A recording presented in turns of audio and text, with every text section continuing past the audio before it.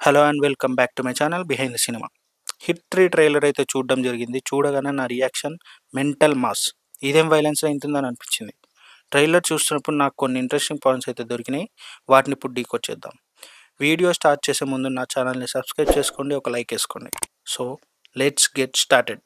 First trailer open అయ్యేది అర్జున్ సర్కార్ ఐడియాలజీతో. Criminal అనేవాడు either జైల్లో ఉండాలి లేదా భూమిలో 6 feet హోల్లో ఉండాలని. బిహేవియరల్ కనెక్షన్ అవ్వని ఏ క్రిమినల్ బతకడానికి వీల్లేదు. అది ఫీల్ కావడానికి పర్సనల్గా వాళ్ళ వల్ల ఎఫెక్ట్ అవ్వడం అవసరం లేదు. పోలీస్ అయితే చాలు అని అక్కడ తెలుస్తుంది ఈజ్ మోస్ట్ సిన్సియర్ కాప్ అని. Main story and interrogation start అయ్యేది వైజాగ్ నుండి అని ఈ షార్ట్లో తెలుస్తుంది. ఈవిడ ఇచ్చే కంప్లైంట్తో. ఈవిడ కంప్లైంట్లో ఇచ్చే డిస్క్రిప్షన్తో నాని ఇంటర్ కట్స్ పెట్టి కన్ఫ్యూజ్ చేస్తారు. 5925 అని అంటాడు, అక్కడక్కడ తెల్లగడ్డం సామాన్ ఛాయ అని. తనే విలన్ అన్నట్టు పోర్ట్రే చేసి కన్ఫ్యూజ్ చేద్దామని చూస్తారు. కానీ నెక్స్ట్ షాట్లో చాగంటి గారి వాయిస్తో హీరోకి ఎలివేషన్ ఇస్తారు.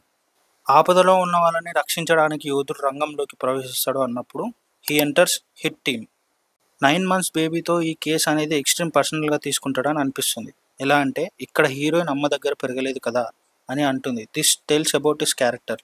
అమ్మ ఎమోషన్ అనేది తన వీక్నెస్ అండ్ స్ట్రెంగ్త్ అనిపిస్తుంది. అందుకే ఆ ఒక్క ప్రాణం కాపాడడానికి అతను ఎంత కష్టపడతాడో అతనికే తెలుసు అని చాగంటి గారి వాయిస్తో ఎలివేట్ చేస్తారు. అండ్ ఇంకోటి చూసుకుంటే డిఫరెంట్ లొకేషన్స్లో క్రైమ్ సీన్స్ లేదా ఇన్వెస్టిగేషన్ జరుగుతుంది అనుకుంటా. లైక్ ఇక్కడ జైపూర్ మ్యాప్ చూస్తాడు, హిమాలయ షాట్ ఇక్కడ క్లియర్గా కనపడలేదు కానీ ఇది రాజస్థాన్ అని తెలుస్తుంది. అండ్ ఇక్కడ కూడా మీరు క్లియర్గా అబ్జర్వ్ చేస్తే మదురై అండ్ చెన్నై అని కూడా చూడొచ్చు. నిన్ను ఏమని పిలవాలి, అర్జునా లేదా సర్కారా అని అడిగితే మనుషుల మధ్యలో ఉంటే అర్జున్, మృగాల మధ్యలో ఉంటే సర్కార్. మరీ అందరి దగ్గర రూత్లెస్ అయితే కాదు కానీ సిచ్యువేషన్కి తగ్గట్టు చేంజ్ అవుతాడని క్లియర్గా తెలుస్తుంది. ఈ షాట్ చూస్తే నాని షాక్లో ఉంటాడు. ఏదో ఎక్స్పెక్ట్ చేయండి చూసి ఉంటాడు అనుకుంటా. ఈ రూత్లెస్ కాప్కే షాకింగ్గా అనిపించిందంటే అంతగా ఏం చేస్తున్నారో మరి. ఇది చూసుకుంటే blue pant and white shirt ఇక్కడ సేమ్ పర్సన్ ఇలా పార్ట్స్గా కట్ చేసి పడేశారు. మేబీ ఇది చూసి షాక్ అయి ఉంటాడు. అందుకే ఈ ఫైట్లో క్రిమినల్స్ అందరినీ కాళ్ళు చేతులు నరకడం చూస్తాం. You can't survive here. నా కెరీర్ బిగినింగ్ నుంచి వింటున్నా ఈ మాట.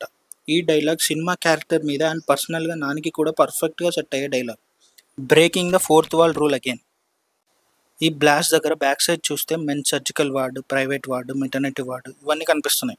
ఇదేమైనా హాస్పిటలా లేదా బాడీ పార్ట్స్ అన్ని సపరేట్ చేసి అమ్ముకునే ప్లేసా? I don't know. నా గెస్ ప్రకారం బాడీ పార్ట్స్ అన్ని డబ్బులకు అమ్మేసుకుంటారేమో అని అనిపిస్తుంది.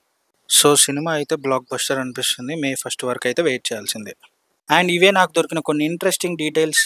వీడియో నచ్చితే like, share and subscribe. See you all in the next video. Bye.